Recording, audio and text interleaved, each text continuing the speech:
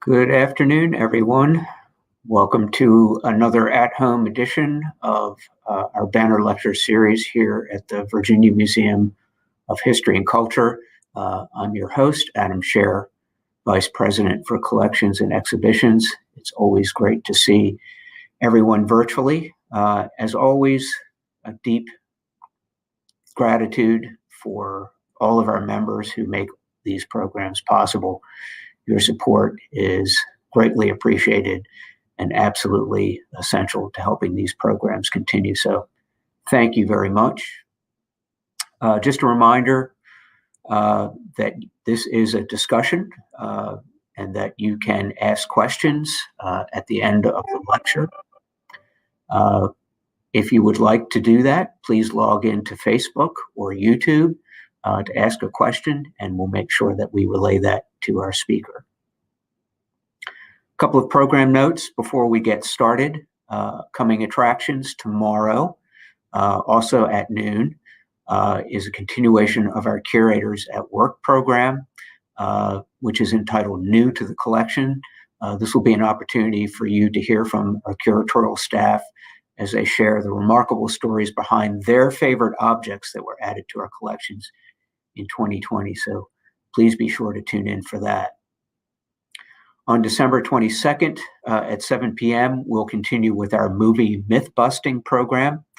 This is where you get to watch a film in advance at your leisure. Then you can log into an interactive Zoom presentation where we chat about what's true and what isn't.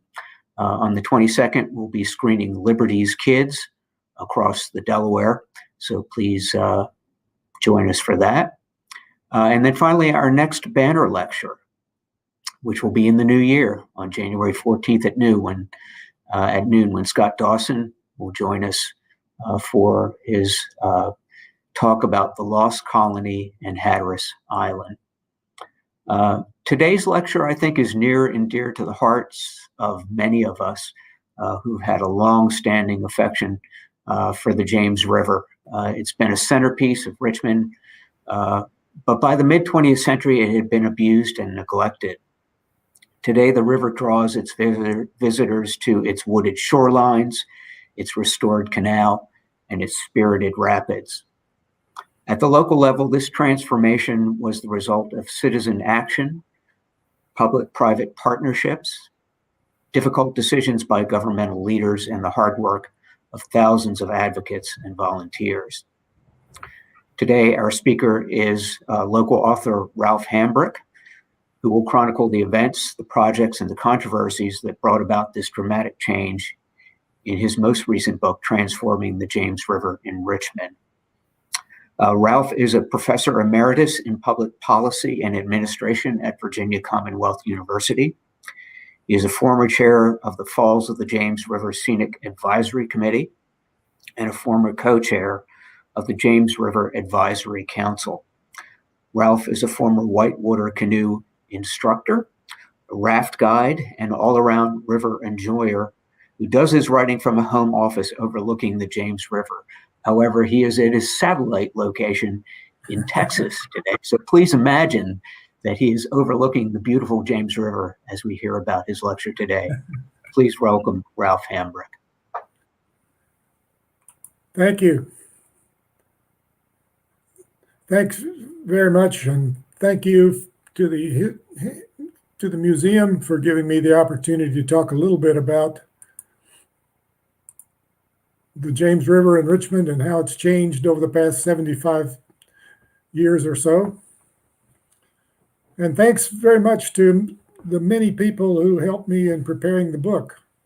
It was a long process, and I had dozens of people who helped me in innumerable ways.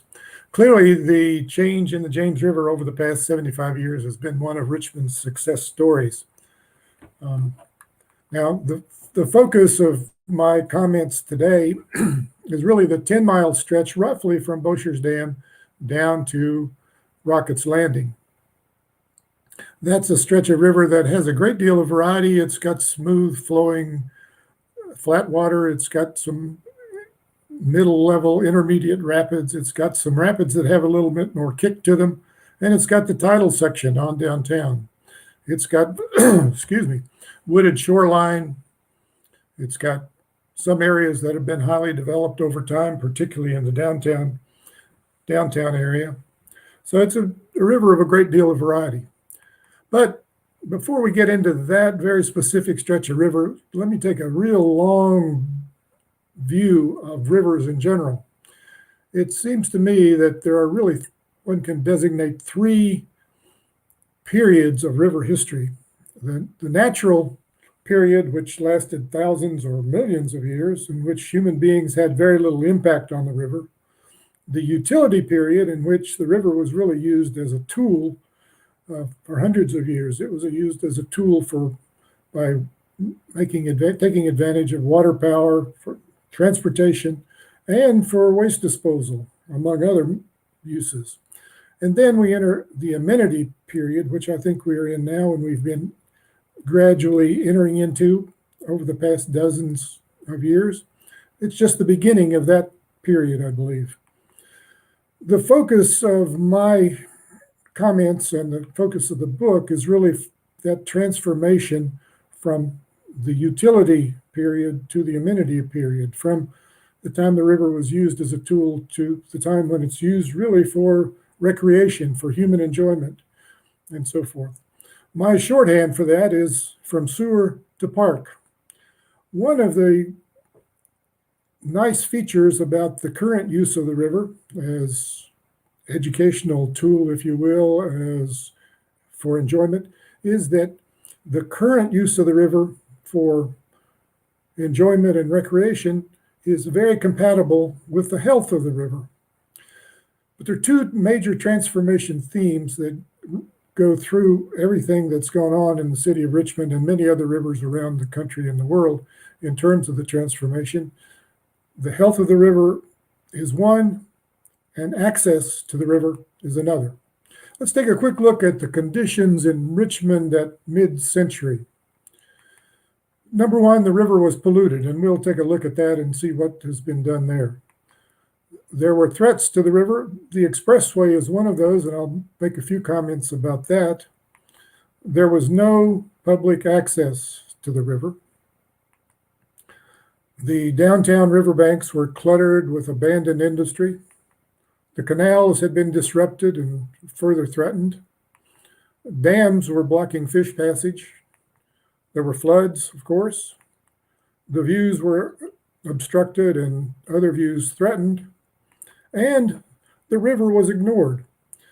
At mid-century and somewhat beyond, and even today to some extent, when someone talks about going to the river, they talk about some other river, not the James River in Richmond.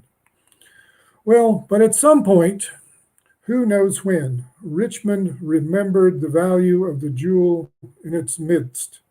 Great accomplishments depend on a vision, and the vision of a Richmond centered on the James pleases the eye and invigorates the spirit. Now, that vision, I would argue, did not come with some sudden epiphany. It's a vision that developed and grew over many years and is still growing and still changing. The vision of what the James River can be is still in process. But let's take a look at some of the elements of the transformation that has occurred. Take a look at the matter of pollution. It's very difficult to be inspired by a river that looks like this, of course. It is clear that the river, the James River in Richmond, was very much polluted at mid-century and beyond, partly based on the historical belief that the rivers, well expressed here by a Virginia legislator, but believed in many other words by others, the rivers of Virginia are the God-given sewers of the state. It was thought to be a very natural and appropriate thing to use the rivers for wastewater disposal and treatment purposes. After the Civil War, Richmond began to create sewers. Indoor toilets were invented and people began to have sewers, and those sewers ran straight to the river. That sewers straight to the river practice lasted for decades, really well into the last century. There are lots of different comments and statements that one can find about how polluted the James River in Richmond was. But here's just one that kind of struck me as being representative. Beside the city's deserted upper terminal, Gillies Creek pours raw sewage into the river. At the mouth of the creek, a large circle of green scum widens turgidly. The odor of sewage and of things long dead clutches at the nostrils. Here, no aquatic life of any sort survives. Our river is a sewer. So clearly there were some problems that needed to be dealt with, and dealing with the pollution problem was one of the first that had to be addressed for the transformation to occur. The beginning of dealing with that problem had some resistance. The city's efforts were pushed along by others, and the city later took quite some initiative. 1946, the General Assembly in Virginia passed the State Water Control Law that created the State Water Control Board. The Water Control Board said to the city, construct sewage treatment facility. You need to build a facility that will take care of this sewage problem. And the city responded, hey, we would really like to do it. I paraphrase, of course. We would really like to do it, but it costs too much money. That resistance actually was supported by quite a number of folks. The former mayor dug his heels in. Some members of the General Assembly supported the notion that Richmond ought to be allowed to delay considerably in terms of dealing with the pollution problem. And here's a statement from the Richmond Times-Dispatch editorial that kind of takes that position. We endorse and believe in the anti-pollution program, but the polluting has been going on for generations, even centuries, and we do not feel that Richmond's present financial condition justifies the expenditure of $13 million for one single capital project over the next 4 years. So there was some widespread resistance. But in 1952, the city formally decided that it was going to proceed with cleaning up the river. There were three elements that needed to be dealt with, that needed to be done. One was to create a sewage wastewater treatment facility, and that was initiated and completed in 1958 at the primary treatment level, kind of minimal treatment at that time. And there have been continuing improvements, many improvements that have continued over the years. Secondly, there needed to be interceptors or to collect the sewage that was coming down the hill, so to speak, toward the river and transport that to the facility. That is a project that took decades to carry out, 50s and 60s and 70s on forward, taking care of that infrastructure matter. And the third was a kind of a nagging problem that continued on even more than the other needs, the combined sewer overflow problem. That was a nagging problem that is still being addressed today, but a great deal of progress has been made. As you probably are aware, the essential problem with the combined sewer overflow was that the wastewater from toilets, etc., went into a pipe, but the stormwater from rainfall also went into exactly the same pipe. In dry periods, the sewage carried to the wastewater treatment facility with no problem. It went straight there, didn't go into the river. But in a rain event, the system was essentially overwhelmed, and much of the mixture of rainwater and sewage ended up going directly to the river. There were two options that were considered back in the 60s and 70s for dealing with this problem. One option that was considered was to separate the combined system and create two piping systems, one for stormwater and one for wastewater. The second option was to construct large holding basins to contain the overflows until that excess could that excess volume could be sent to the wastewater treatment plant and taken care of. The decision, because of money, was the holding basin. But there was one dissenter. Newton and Caro argued that separation was the only way to go. He said that I am told it would cost upwards of $300 million to separate the sewers in Richmond. Well, so be it. He argued that anything less than that would come back to bite at a later time. But his advice was not heeded. The first location that was considered for a retention basin was actually the Richmond dock, or the extension of the James River and Kanawha Canal from the eastern end of the city down to Great Shiplock. That, in fact, was approved as the location for the retention basin by several of the appropriate bodies, city council and others. But after a good deal of protest, that decision was changed, and the decision was made to construct retention basins. The first of these was the Shaco Retention Basin, which was completed in 1983, which captures millions of gallons of that combined sewage and rainwater. Later on, the system was expanded with the Hampton-McCloy Tunnel in 2003, a very long tunnel beneath the ground, well underground, that even goes well under Maymont Park. Well, those efforts by the city were recognized. They had come about in part because of lots of pressure from the EPA, from the James River Association, and from other organizations. But those organizations, at least a couple of them, rewarded the city with awards that were given in 1999. A long title, the National Combined Sewer Overflow Control Program Excellence Award, came from the Environmental Protection Agency, and the James River Association gave the city the Friends of the James Award. Well, there's still more to do in cleaning up the river. It's far cleaner than it was in mid-last century, and a great deal has been accomplished. Most of us don't worry about swimming in the river anymore, as we at one time did. But there's still more to do. We need to complete the combined sewer overflow infrastructure. The General Assembly gave the city a nudge, or actually a requirement, to do some more work on that in this last session.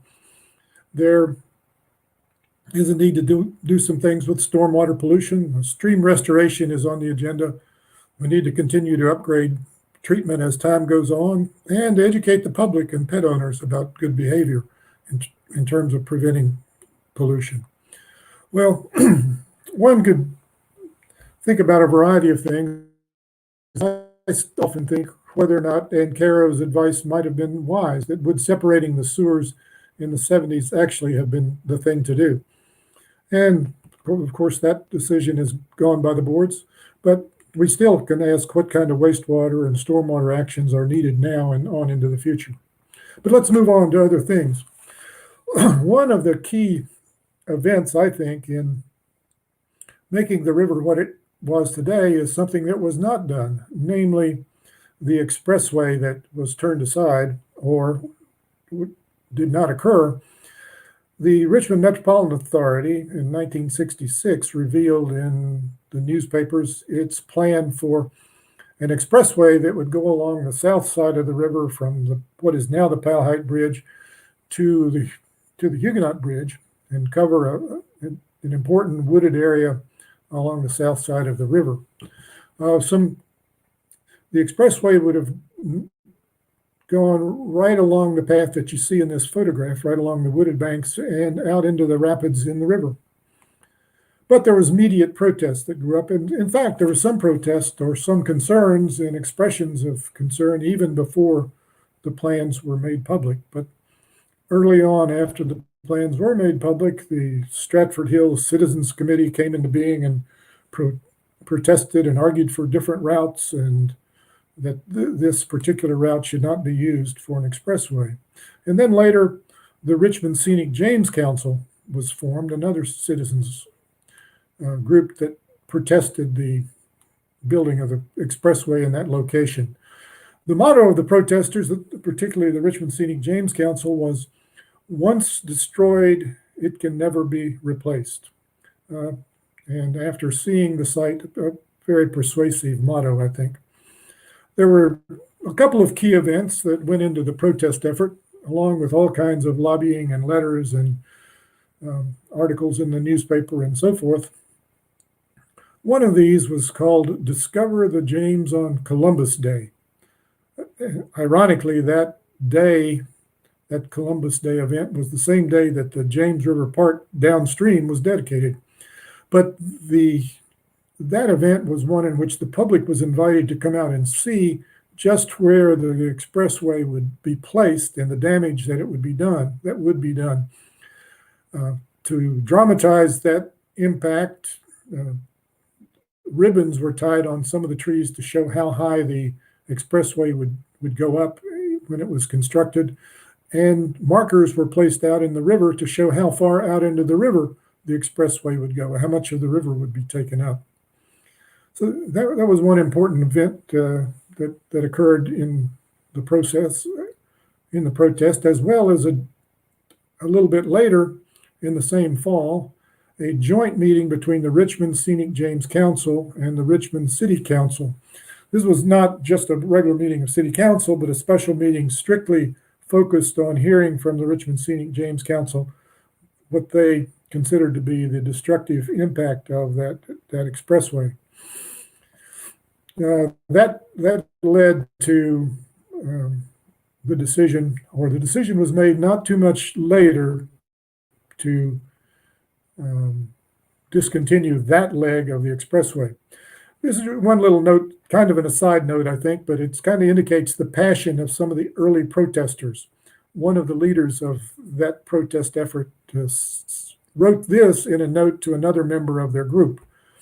"I find that after years of unsuccessfully trying to lose weight, I am doing it now by forgetting to eat. Even my rings fit. If we don't win the first round, I may even get down to where I ought to be, unless I develop a neurotic appetite to compensate for disappointments." So as you can see, there was a great deal of passion that was expressed. I think in many respects, the expressway protest symbolized an emerging appreciation of the river. It didn't cause that appreciation, and it wasn't the end.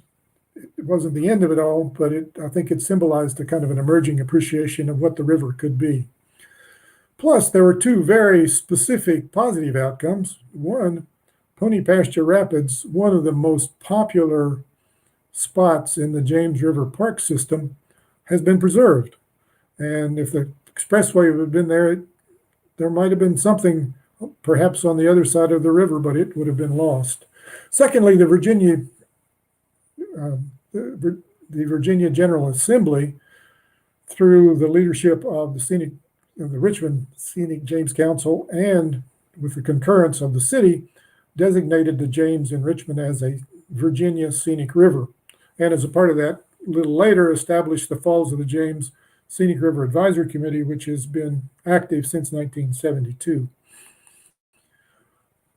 Well, one of the protesters argued that it wasn't the protest at all, but simply economics that caused the expressway not to be built in that location. Others say, hey, if it hadn't been for the protest, it would have been constructed there. Maybe it required both some bad economics or concern about economics and the protest for that project to be turned aside. Moving on. As I mentioned, one of the primary themes of the transformation of the river has been access, public access. There was no public access in the mid-70s, in the 70s and 80s during that period. It is difficult to explain to people now that before the 1970s, we couldn't get to the river without trespassing on somebody's property. Now, no doubt a fair amount of trespassing did go on, but nevertheless, there was no public access during that period. Well, the James River Park changed that. There are a variety of ways, a variety of points of access that were made available through the James River Park system. Part of it, as this picture on the left shows, is a structure that allows people to walk across the railroad track and on down to the park in the main section of the James River Park system. And of course, the picture on the right is the suspended bridge underneath the Lee Bridge that leads to Belle Isle, which was one of the additions that made it possible to get to the park. And there were launch sites, a whole variety of launch sites, which were constructed to allow boaters to get to the river. Many of those launch sites had a great deal of involvement, and much of what goes on in James River Park, I might add, is done by volunteers. This is the 14th Street takeout being constructed a number of years ago, and it was largely done both by park staff, but a large volume of the labor by volunteers. Well, access was granted, and so they did come. So they came. They came to hang out on the rocks at Pony Pasture. They came on paddleboards. They came in canoes. They came in rafts. Some trips more successful than others, perhaps. And here's one of my photos, one of my favorite photos, this kayaker. I often imagine that he's thinking, do I really want to head down this rapid, or should I just decide to turn around and go home? But I presume that he did, and he probably had a very successful trip. But they came to sit on rocks, to chat. They came to sit on rocks and type on their laptop computers. They came to fish, and there were some good-sized fish to be caught. Fishing in the tidal areas, fishing in the upstream areas, in the falls areas. They came to run on trails. They came to climb on rocks. They came to sit, bring their dogs out for a day on the river. Came to swim and sunbathe. Classes of kayakers and trips of children riding on the trails all became very much a part of the James River Park system. Now, when the park was first developed, one of the issues was how much infrastructure, how much development should be a part of the park, or how natural should it be? One view of the park was that it was going to have lots of pavilions and picnic tables and bridges connecting islands, even a ice skating rink on Belle Isle, a restaurant, vendors, all kinds of things of that sort. But the argument was made, including a study that was done by a consultant, that argued that it should be natural. And even the park designer, Mr. Abbott, claimed that his primary intent was to make the park a natural, unencumbered place. The only place to build anything was in those areas which had already been disturbed, which were not natural areas. So natural won. And I think in strolling through the park, one can see that nature has been preserved to a large extent. No doubt it has been part of the chore of leaders of the James River Park system to maintain that decision, to keep it natural. There's always pressure to do more, to have more activities, to have more services available. But resisting that has been part of what I think the park staff has done. The naturalness is captured nicely by the motto of the Friends of James River Park, a little bit of wilderness in the heart of the city. Now, that organization, by the way, has done lots to support the park, including leading the effort to create the new master plan. Well, keeping it natural has made it a nice habitat for wildlife, both on the river, on the water, and on shore. Otters that require pretty clean water to survive are found there. A coyote is found there. Salamanders are there. Now, one thing about it, though, some of the wildlife, while not dangerous, some of that wildlife can be rather rude, as you can see by one of my favorite photos captured in a stroll along the river. Well, the park has become a very popular part of the river. There are almost 2 million visits to the James River Park in 2019, and we're on pace to have even more visitors this year. So one question to think about is whether the James River Park system can handle the increasing number of visits and still be an urban forest, still be the wilderness, the little bit of wilderness in the city that we like, or is some rationing strategy required? In fact, the James River Park Master Plan gives a great deal of attention to the tension between too many people and the naturalness of the park, and in an effort to find the right balance. Dams. Richmond has essentially 5 dams from the tidal, going upstream from the tidal section on up to Boshers Dam. Now, dams, during the utility period, building dams was a sign of progress. Now, removing dams is considered to be progress. That's true not just in Richmond, but true around the country and really around the world in many places. So Richmond set out to at least breach these dams, and it got a good start with a House of Delegates resolution in the General Assembly in 1981. The General Assembly recognized that anadromous fish, American shad and others, are prevented by the low-profile dams at Richmond from moving upstream to their historical spawning and rearing areas. So the resolution and some dollars were thrown in for Richmond to get started. Breaching, making it possible for anadromous fish to move upstream. So the effort began. The Manchester and Browns Island dams, which run together pretty much over on the north side of the river, were breached in 1989, largely through just a dynamiting process to cut away through those dams. The North Belle Isle Dam didn't require any human effort at all. Nature took care of that. The Camille flood in 1969 knocked a hole in the dam right at the north end of Belle Isle, and that breach has continued to expand as time has gone on. Each flood knocks another piece or two out, and so it's wider and wider. Z Dam was one that was pretty solid. The floods had not done any damage to it, but it was decided that it could be breached with a notch, not an explosion, but a carefully constructed notch out in the river.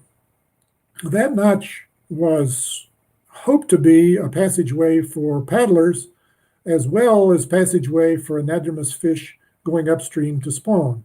However, it was discovered after it was constructed that at least at some water levels, and at least for some not so skilled paddlers, it might be a dangerous place. And so while it's not prohibited, paddling through Z Dam notch is not encouraged.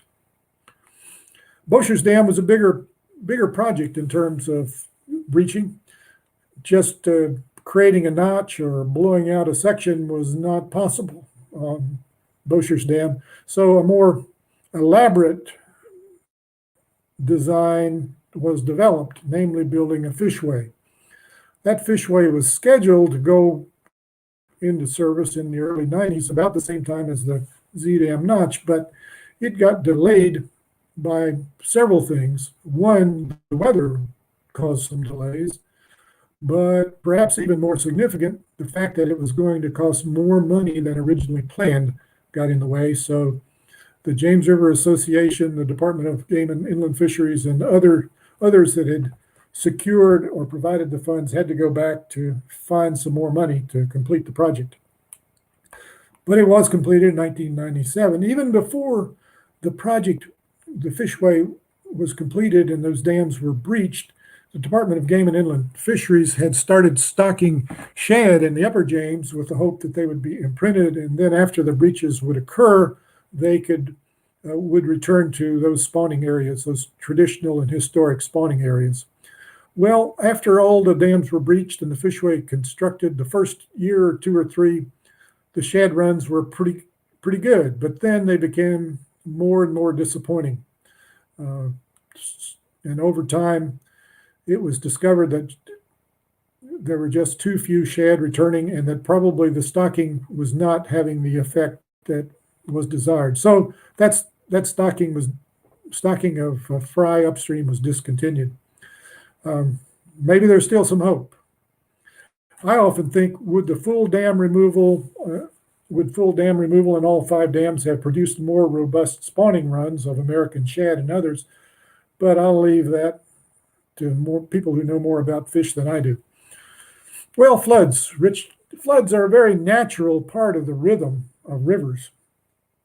They clean out a lot of debris. They have a lot of impact and are a natural part of what rivers do. But if you build in the floodplain, those floods can be very damaging. They can cost a lot of money and do a great deal of damage. And that, of course, became very dramatically in the minds of Richmonders, first with the Camille flood in 1969, and then the Agnes flood in 1972. And shortly after those floods, immediately after those floods, I might say, lots of folks went into action, getting the Corps of Engineers to revive and update some flood control plans, but essentially lobbying Congress.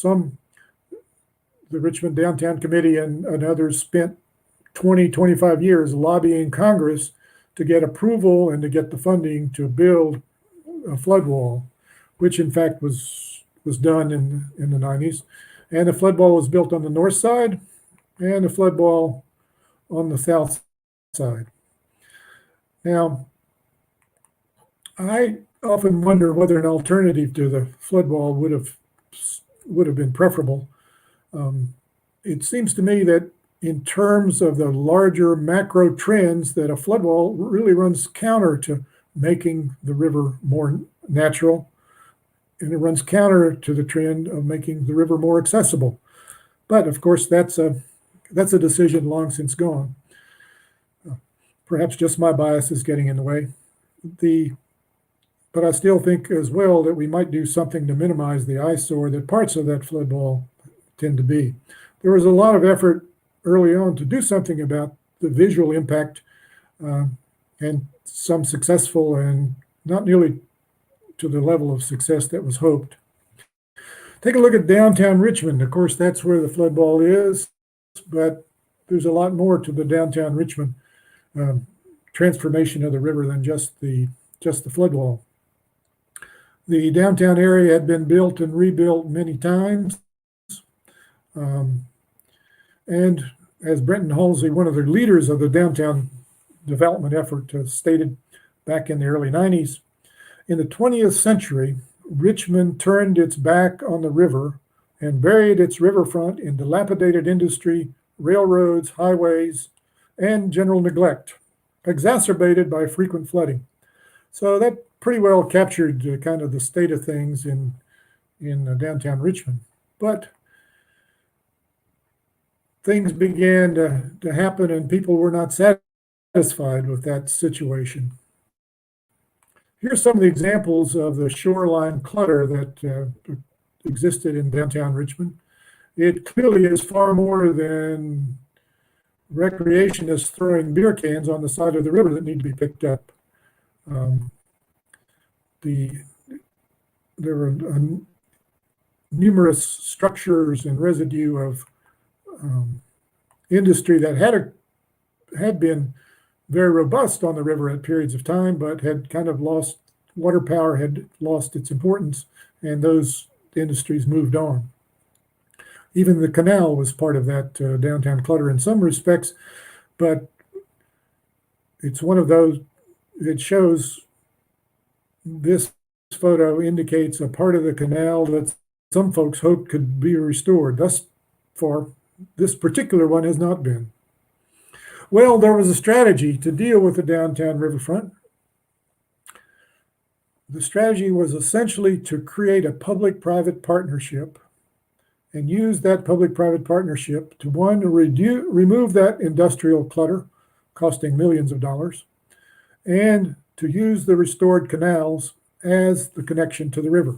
And so that project got underway with Richmond Renaissance, the Richmond Riverfront Development Corporation, and various organizations.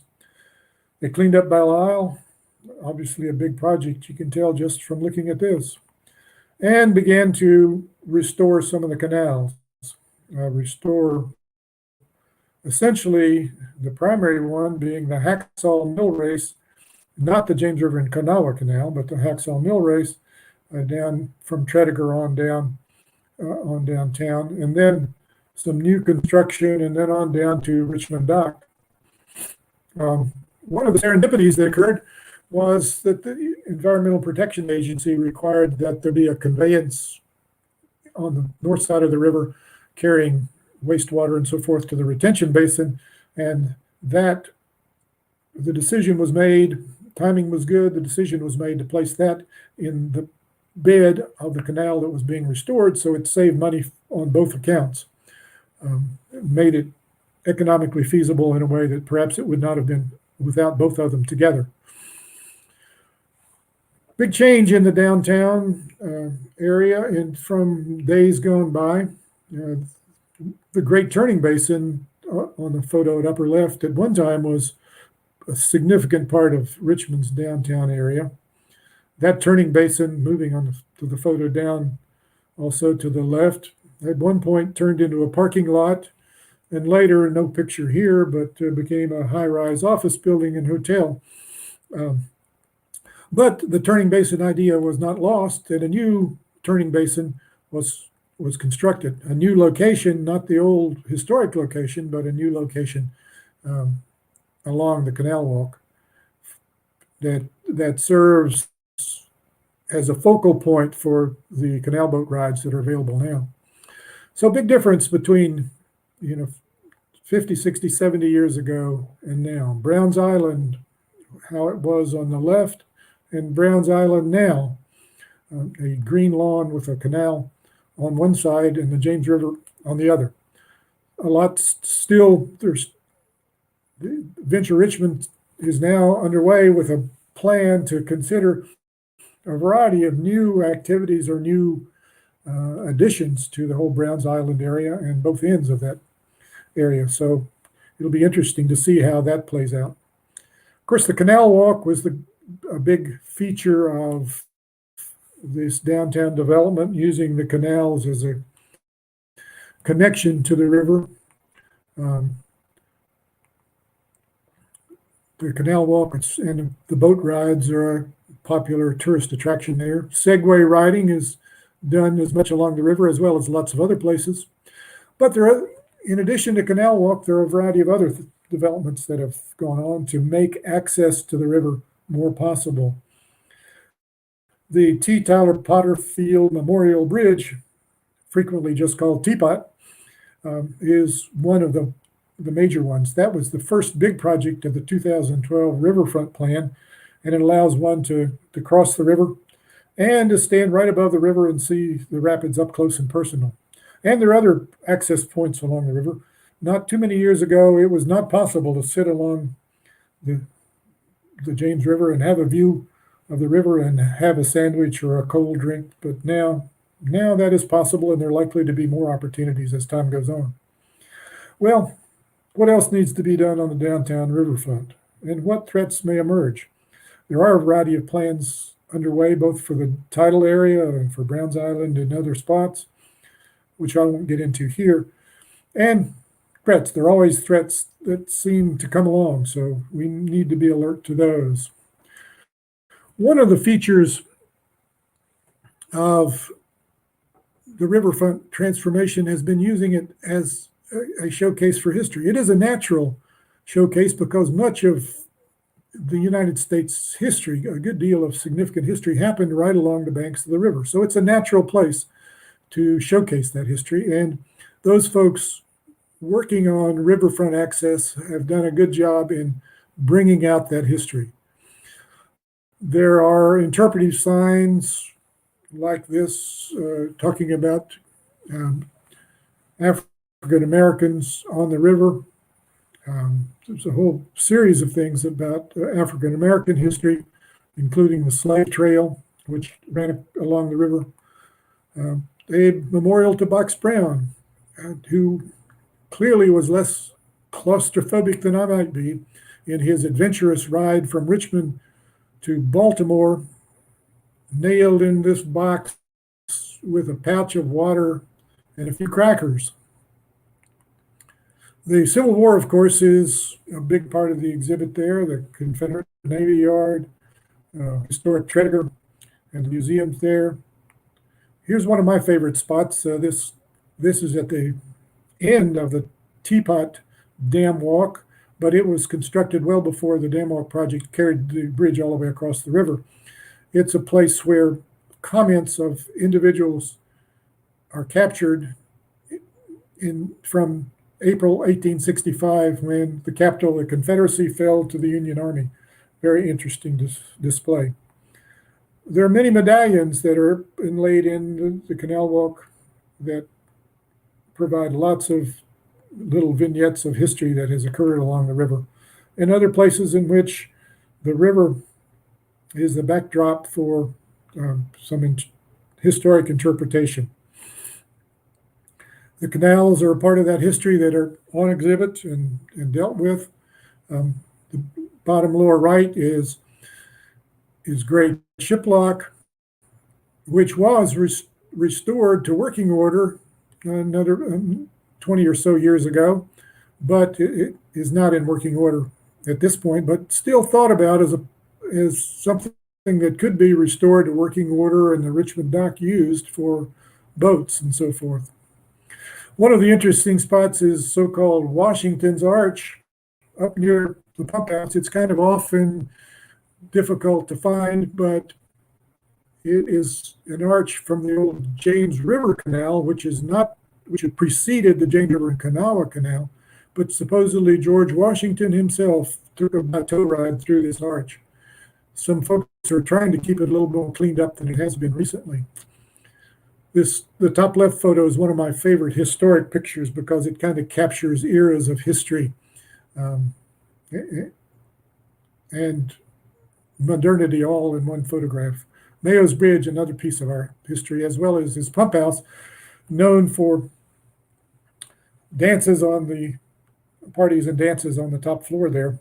Pump house has been under investigation by quite a number of groups to find ways to restore and make it a useful historic structure.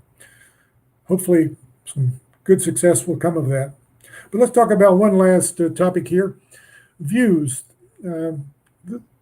Views are an important way in which the river is appreciated, in which the river is enjoyed, and it fits very fully into the amenity function of the river that exists now. Historically, the most important view, the most famous view at least, is the view that named the city, namely that view from Libby Hill Park, which is said to be, legend or fact, the inspiration for naming the city of Richmond, because this view resembles the view in Richmond upon Thames in England. And that review thus far has been very well preserved in Richmond upon Thames and pretty well preserved here in Richmond as well. This is a picture of that view when the Lehigh silos were still here, but the city purchased that property and the silos are no longer there. So you can see the view now without the silos and without that obstruction. One worries about some other obstructions that may come into play. Even the trees might grow big enough to block the view, who knows? But there are lots and lots of views of the river. As I say, one of the great pieces of entertainment for us Richmonders. and visitors as well. This from the Rockets Landing area over the tidal section, looking upstream to downtown Richmond. But there are plenty of views in which you don't even feel that you're in the city. It's back in that wilderness, and cityness is just not a part of the feel with a view like this. But that cityness is kind of fun when you're paddling down the river and you go around a bend and you see downtown Richmond off in the distance, and then it becomes closer and closer. It's a fun adventure for those who haven't taken a raft ride or other trip down the river. I highly recommend it. And there are views, of course, from offices and from conference rooms. This from a view from Dominion Energy. Up close views too are very important, very inspirational, very scenic. Lots of those. One can find them just everywhere. Some of them downright dramatic. You can sit and watch this and say, how could I paddle through that? Another way that I find to be very delightful is the river as used as a subject for art, photographic art, as well as paintbrush art. And there are many, many people who spend a great deal of time taking fantastic pictures or painting fantastic pictures of the James River in Richmond. Here are just a few of the ones that I think have just great artistic merit, ones I really enjoy seeing. I suspect that I'll never be a great photographer because photographers tell me it's necessary to get up early in the morning to get the best light and the best photos. And so I guess I linger too long on my cup of coffee to get there early enough for the best photos. So I appreciate all those people, Scenic Virginia and other photographers who've shared these photos with me.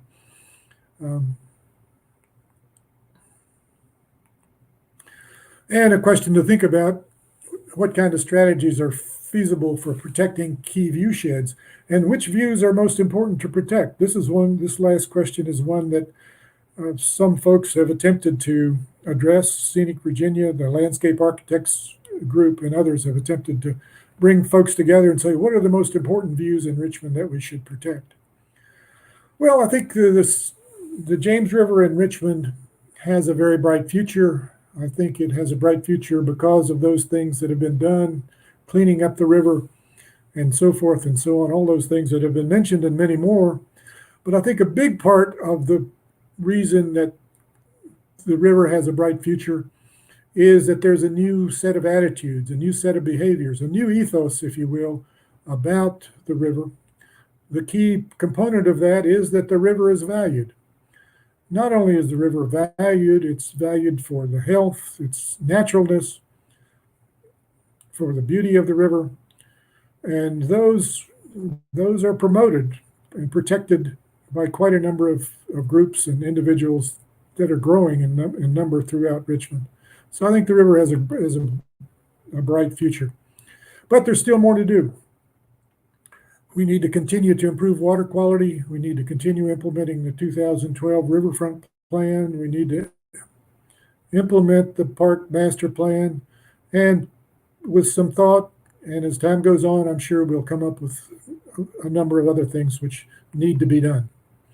Well, to conclude, let me just say that the vision of a Richmond centered on the James pleases the eye and invigorates the spirit. And it certainly does that for me. Thank you. Thanks, Ralph. That was incredible. It's just so heartening and heartwarming to see the transformation of the river over the past half century. So thank you for doing that and for being a key role player in all of that. We've got just a few minutes for questions if folks would like to log into Facebook or YouTube to ask a question. The question that comes to the top of my mind that you touched on as a question, and I'm curious your thoughts about, is how do we balance preservation and access going forward? We've done so much to create this magnificent resource that people want to take advantage of. But how do we balance being able to preserve that in a near as pristine condition as possible, while allowing as many people as possible to enjoy it? Yes. Well, I think that's a very fundamental question, which has a lot of people think about.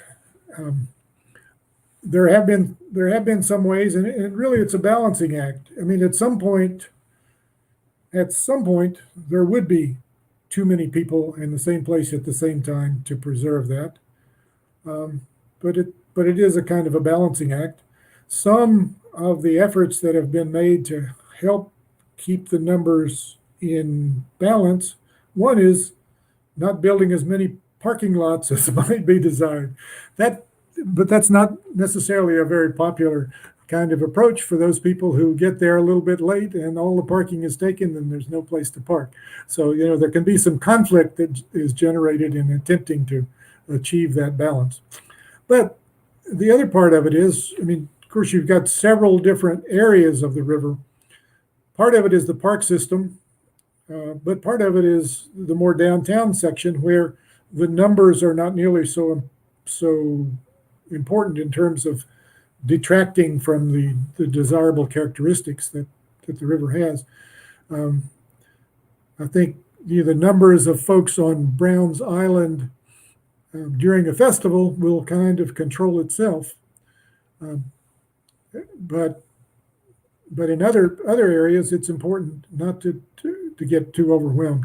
One of the ways the park system has done it is create some areas where it's very difficult to get to and where wildlife is more protected, and some in other areas which are much more open to visitation.